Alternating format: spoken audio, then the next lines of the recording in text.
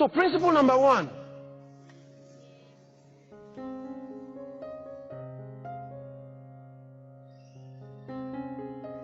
You already know it, right? Spend less than you earn. Much less than you earn. Be wise. Spend less than you earn.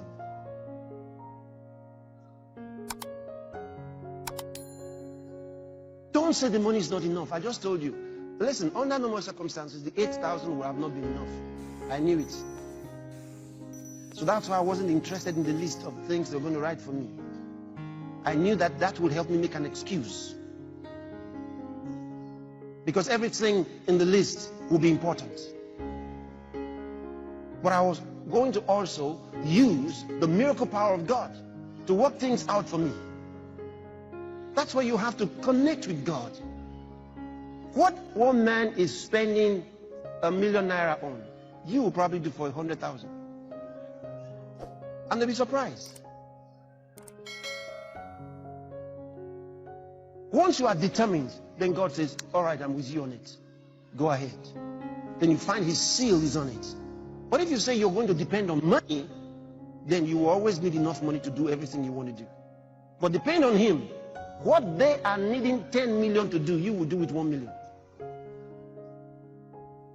That is part of the blessing. You find things you don't have to pay for. So don't depend on money. Depend on God. But you must follow his principle. He told you to save. He knows why. So that when he requests for it, you can give him. And when he tells you to use it, you can use it. It might be the deposit that you need. Imagine that you needed something that is worth 100 million. And the man is ready to give it for 50,000. 50. The thing is 100 million. He's ready to give it for 50,000. And he says, if you have 50,000, I give it to you. You say, hey, I don't have. Hey, I don't have. Hey. Why? Because you spent everything. Then you realize when God told you to save, he knew why. We have done things with money that will surprise you. Like how much? And the values are so high. But you add the miracle power of God to it. Then they ask you how much is it? You say 5 letters. F-A-I-T-H. If I catch you sleeping, you will be sorry. Don't even let me suspect you. Hey.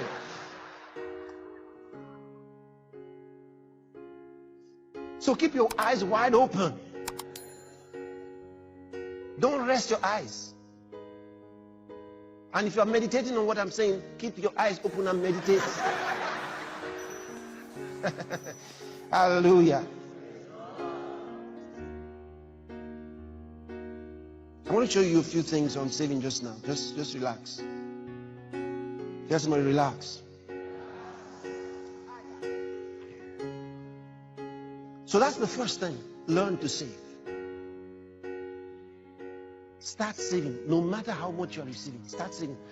Now, we'll talk about where do you save. Do you put it in your house? Do you put it in the bank? Where do you now? You are saving, but where do you save? Because that's an important thing.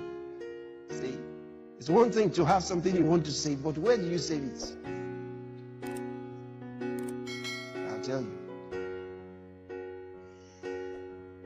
Now, the things I'm sharing with you are important because, you see, they come from the Word. And that's what gives credence to them. Let me give you an example. Genesis chapter 41.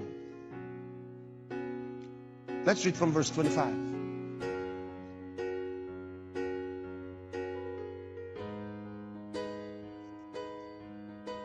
And Joseph said unto Pharaoh, the dream of Pharaoh is one. God has showed Pharaoh what he's about to do. You remember when Joseph interpreted Pharaoh's dream? You remember? Okay. Next. The 7 good kings are 7 years. And the 7 good years are 7 years. The dream is 1. Okay? And the seventh thing and ill-favored king that came up after them are 7 years, and the 7 empty years blasted with the east wind shall be 7 years of famine. You know this story. Okay.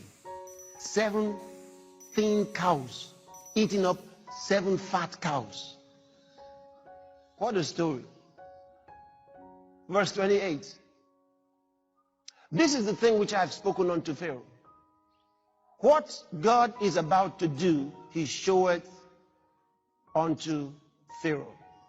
Next. Behold, there come 7 years of great plenty throughout all the land of Egypt. 7 years of plenty will come. And there shall arise after them 7 years of famine. And all the plenty shall be forgotten in the land of Egypt, and the famine shall consume the land. He says, you're going to have, says God is showing you in the dream what's going to happen, Pharaoh. Joseph is telling him the meaning of his dream.